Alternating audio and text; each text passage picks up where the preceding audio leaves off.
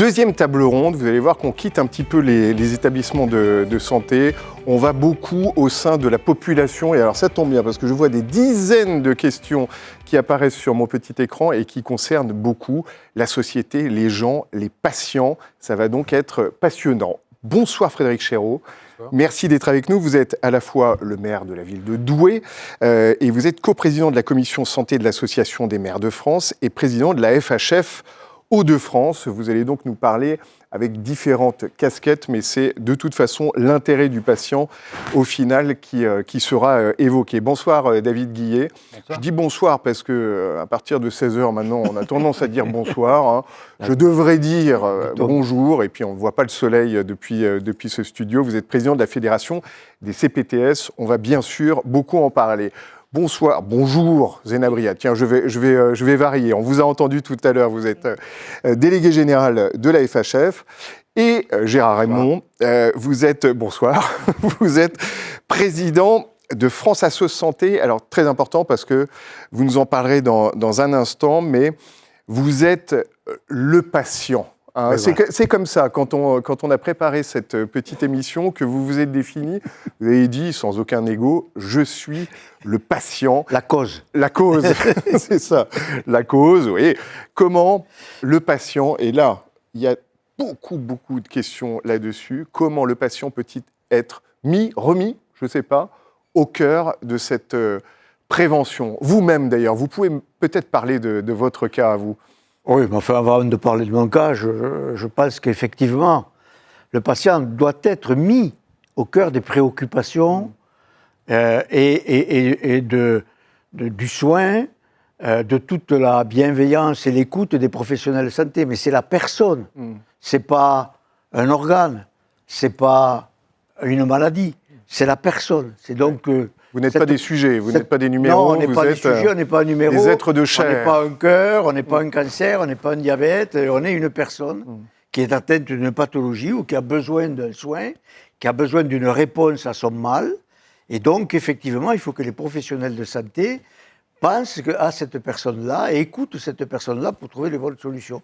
Et donc, il faut qu'aussi ce patient-là puisse s'exprimer et comprendre que sa vie, son projet de vie... Ça va dans les deux sens. Va être différent ou doit être aménagé en fonction de la pathologie qu'il a. Voilà. Il faut qu'il s'éduque, en quelque sorte, le patient, sans franchir la limite. Le patient n'est pas médecin, bien sûr, mais... Mais il faut qu'il s'éduque, oui, effectivement. J'ai l'habitude de dire que je n'ai pas appris mon métier de patient. Certains ont appris le métier de médecin longtemps.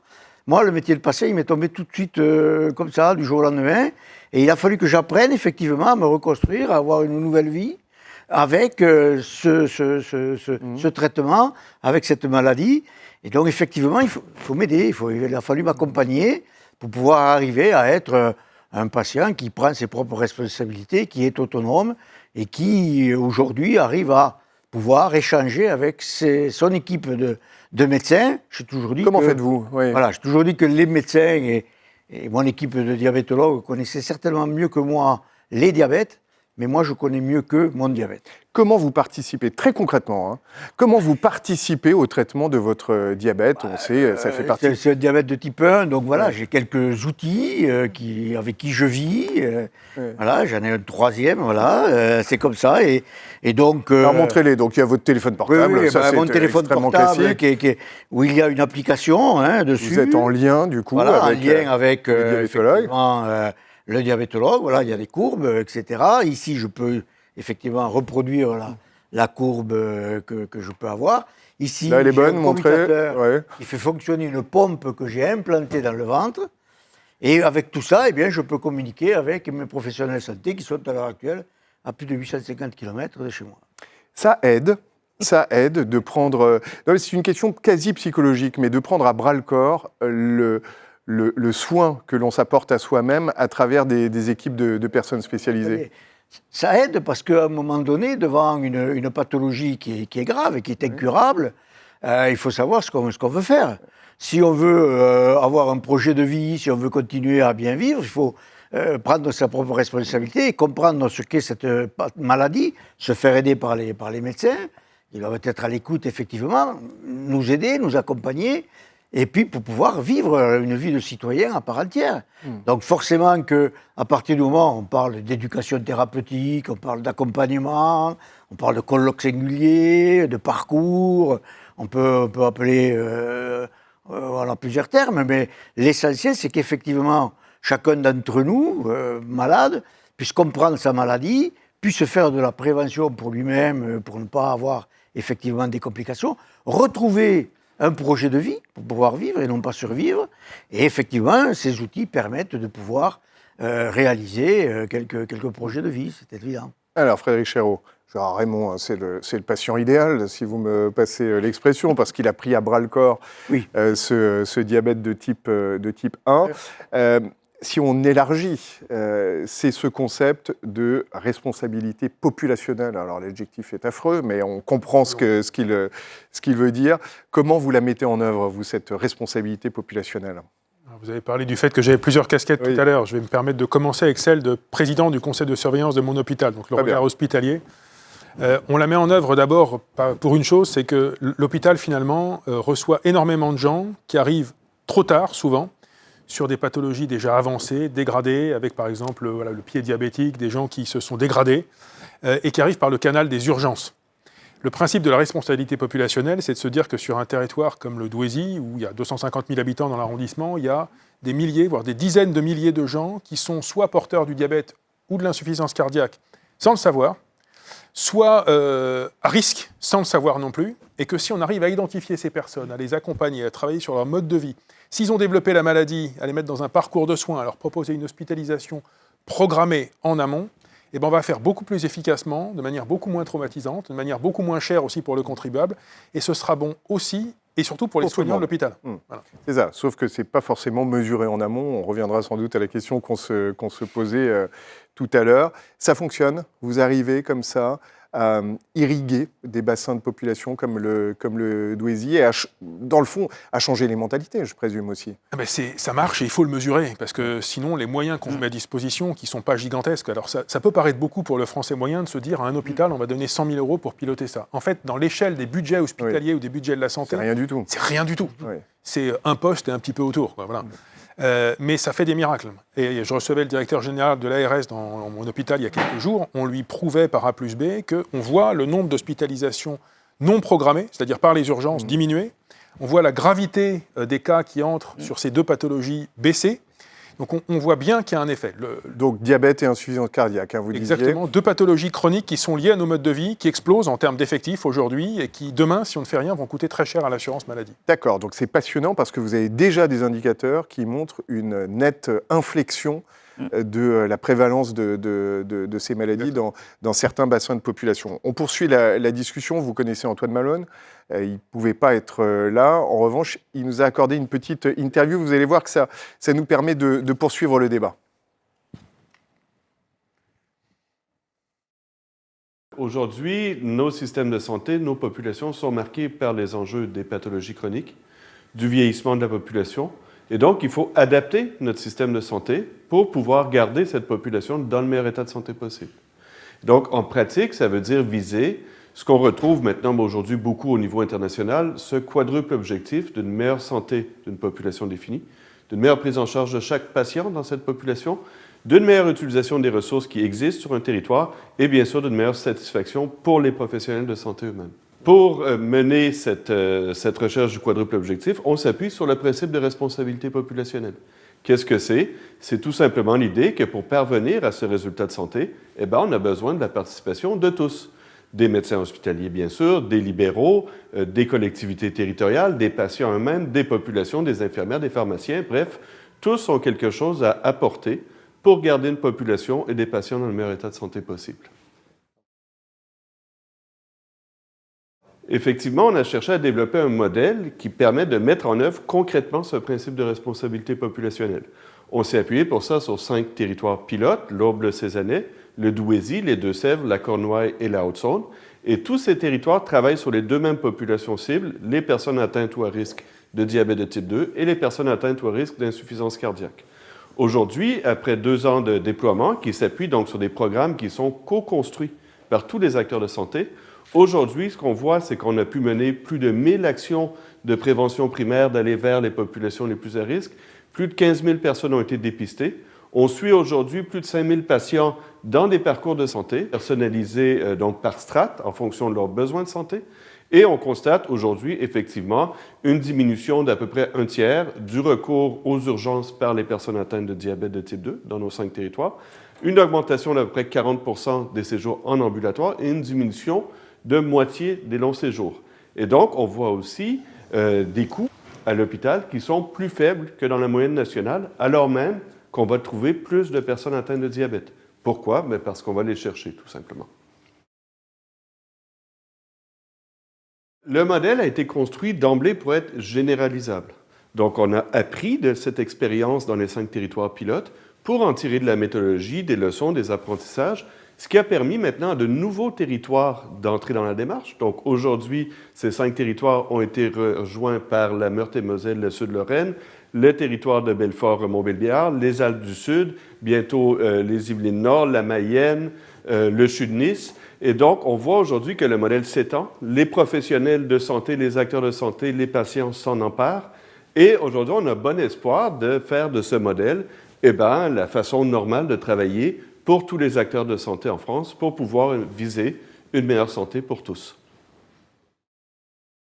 Cet accent, en plus, je trouve que ça renforce l'espoir d'une certaine façon. On va retourner à l'auditorium dans un instant pour retrouver nos challengers, mais je vous donne la parole avant d'aller voir Marie. Zénab, le patient aujourd'hui, il challenge, ce qui peut d'ailleurs être agaçant parfois, je présume, pour certains médecins. Et en même temps, c'est nécessaire. Oui, c'est plus que nécessaire parce que je dirais qu'il ne faut peut-être pas infantiliser les personnes. C'est ça. C'est ce que dit Gérard Raymond. Voilà, le patient, c'est d'abord un être humain et il est responsable d'abord lui-même de sa santé. Et donc lui, il sait ce qu'il a à faire. Alors bien sûr, il nous challenge. Il nous challenge à 2 niveaux. Il nous challenge dans les établissements au niveau de la gouvernance de ces établissements, puisqu'il participe à des instances de gouvernance où il donne son regard sur la qualité de prise en charge, sur les services qui sont rendus à l'hôpital. Et puis, il nous challenge aussi, mais là, c'est un challenge partagé, dans le cadre de projets. Alors, je citerai le projet PEPS, parce que j'aime bien le nom, des HCL de Lyon, qui ont mis en place un dispositif de partenariat projet patient expert. Et dans le cadre de la réalisation de projets, en amont, associe les représentants des usagers pour faire en sorte que le projet corresponde bien aux attentes et aux besoins. Je vous vois opiner du chef, vous connaissez ce projet, oui, il vous semble bien. On est engagé là-dessus, avec les représentants des usagers qui sont dans les commissions des usagers dans tous les établissements, et aussi parallèlement, effectivement, avec ces patients partenaires ou experts qui travaillent sur les programmes, comme le disait Malone, sur l'éducation thérapeutique, l'organisation des soins dans les services, particulièrement pour les pathologies chroniques. On voit bien la participation des usagers de la santé sur les règlements, mais aussi sur les contenus. Un petit mot, David Guillet, sur cette responsabilité populationnelle. C'est le cœur, en fait, de l'existence des CPTS, puisque communauté professionnelle territoriale de santé.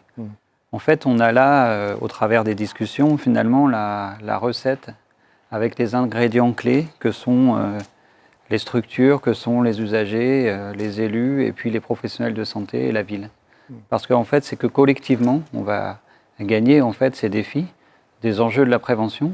Et en fait, collectivement, cette approche populationnelle doit partir des besoins d'une population identifiée, parce que les besoins d'une population à Douai ne sont pas les mêmes que dans le Rhône ou où j'habite dans la Mayenne.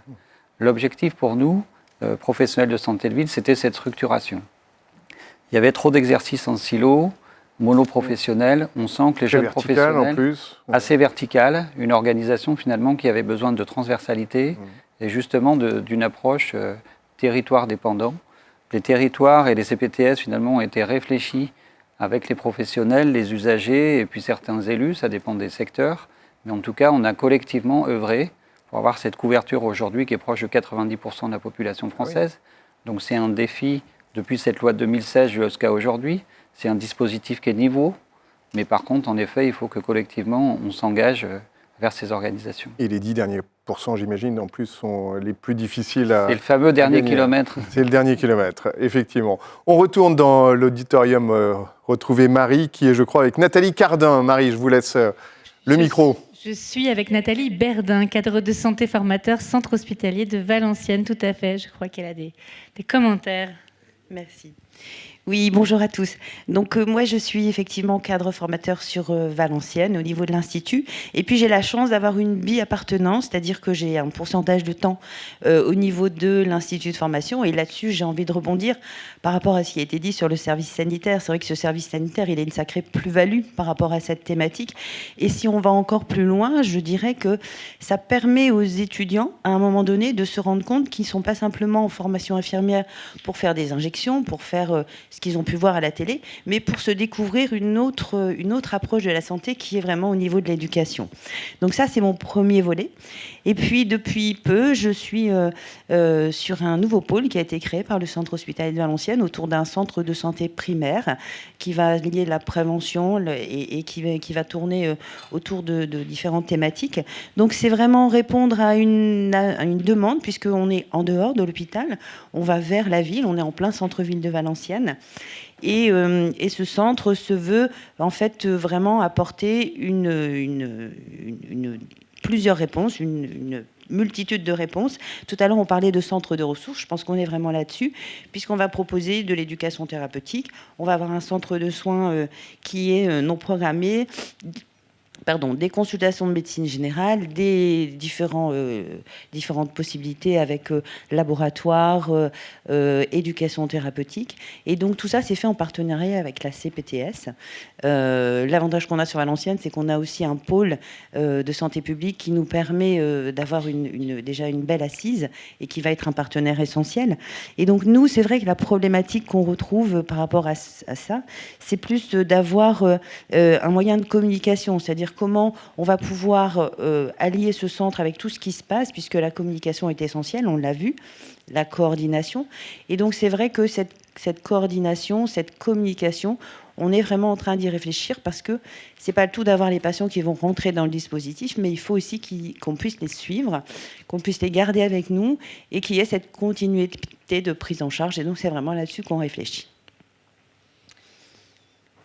Je ne sais pas si c'est déjà pas mal. Donc c'est vrai que cette continuité, voilà, comment vous l'envisagez, parce qu'on va avoir un certain nombre de patients qui vont rentrer dans le dispositif.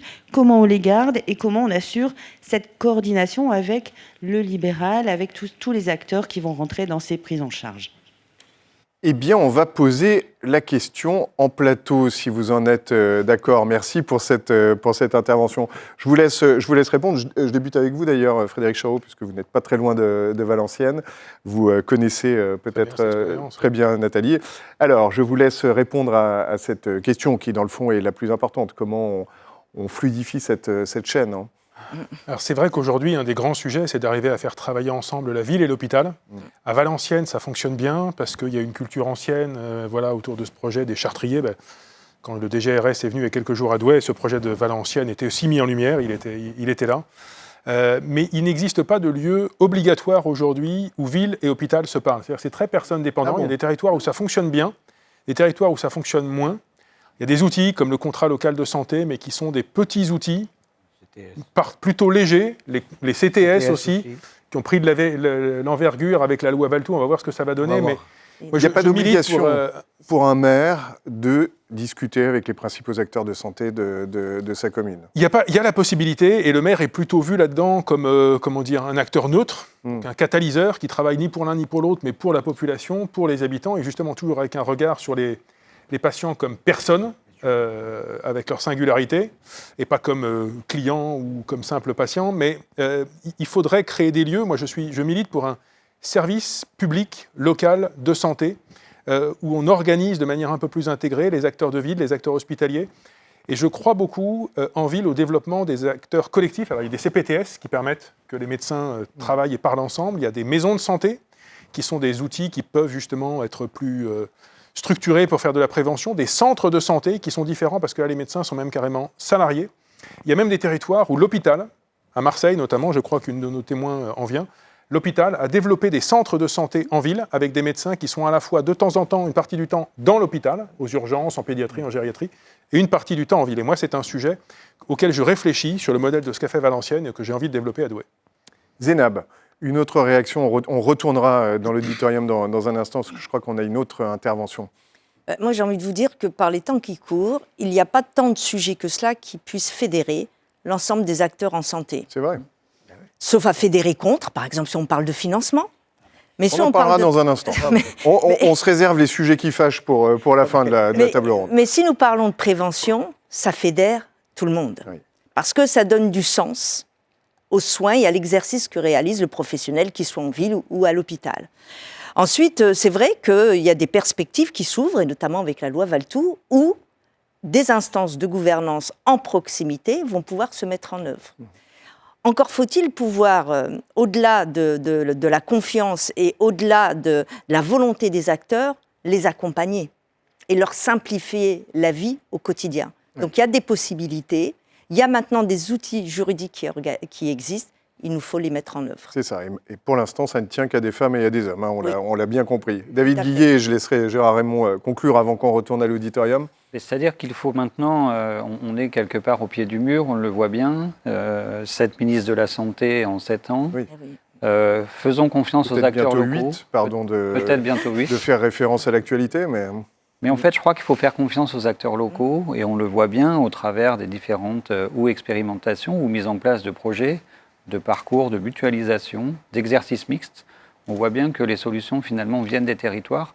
Moi, je crois beaucoup aux instances de démocratie sanitaire que peuvent être les conseils territoriaux de santé, puisque, en fait, c'est le lieu où on a l'ensemble des possibles.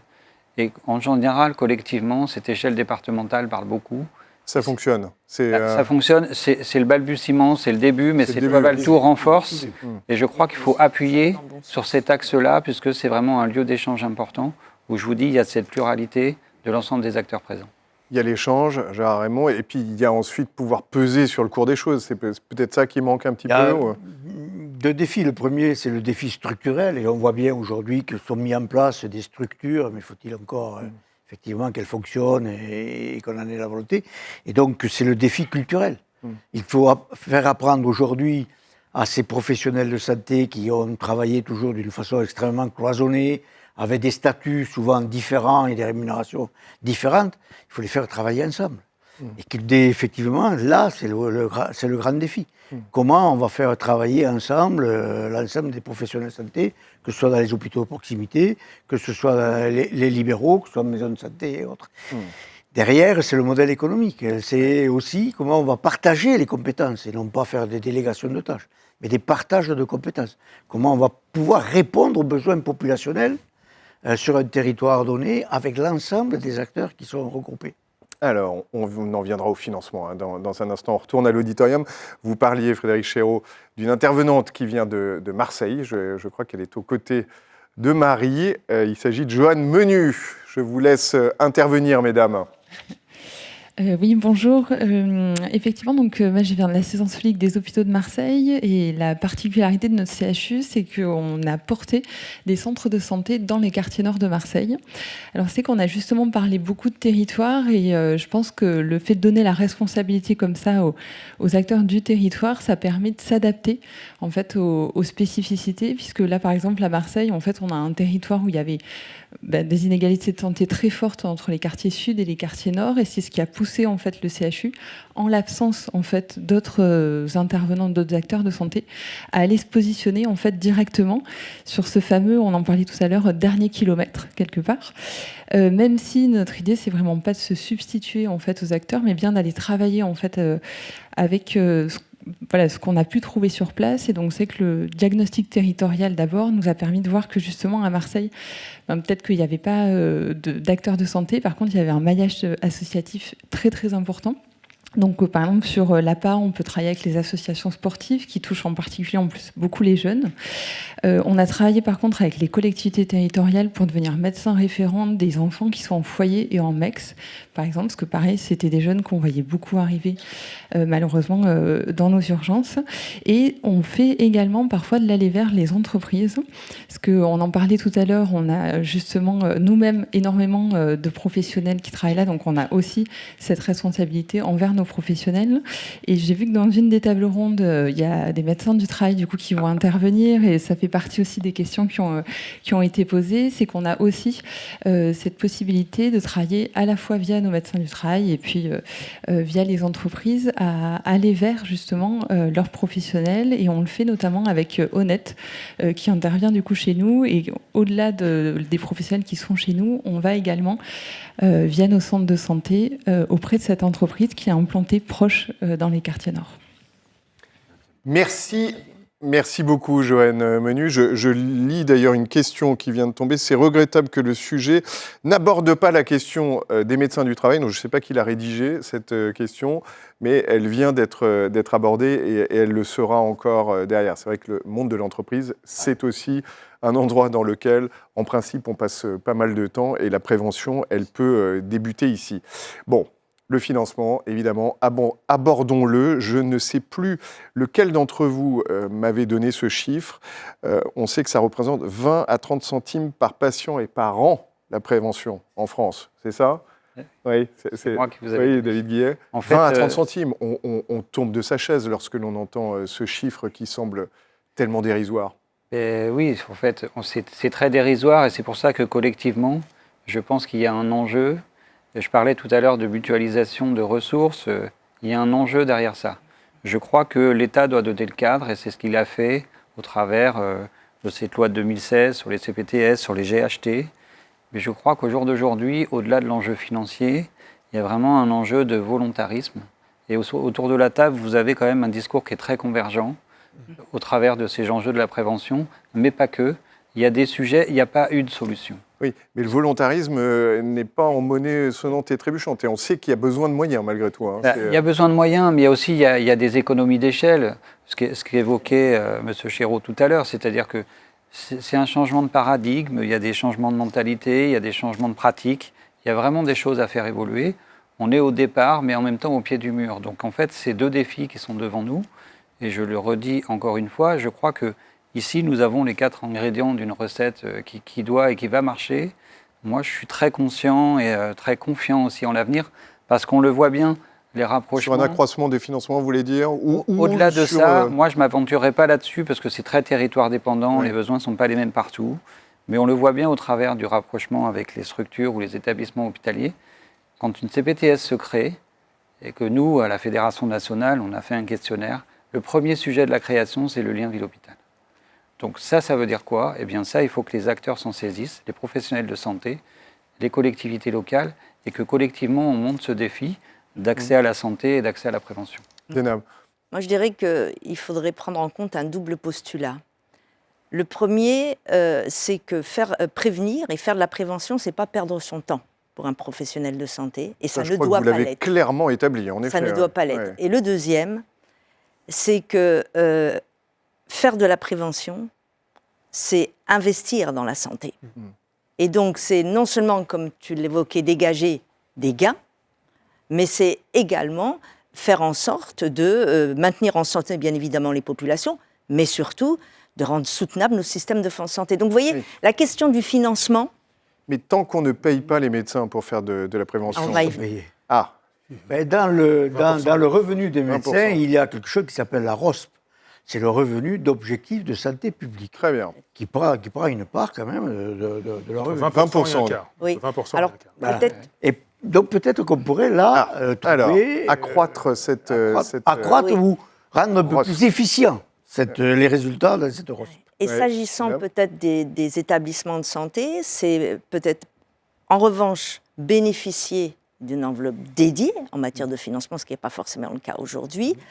Et par ailleurs, peut-être aussi revoir la nomenclature des actes médicaux pour que le temps, j'ai envie de dire, le temps intellectuel par le praticien ou le personnel paramédical consacré à l'éducation thérapeutique, consacrée aux explications, aux informations, soit mieux valorisée.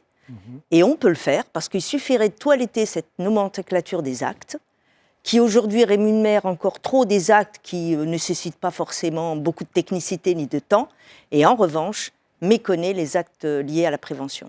Frédéric Challeroux, là-dessus.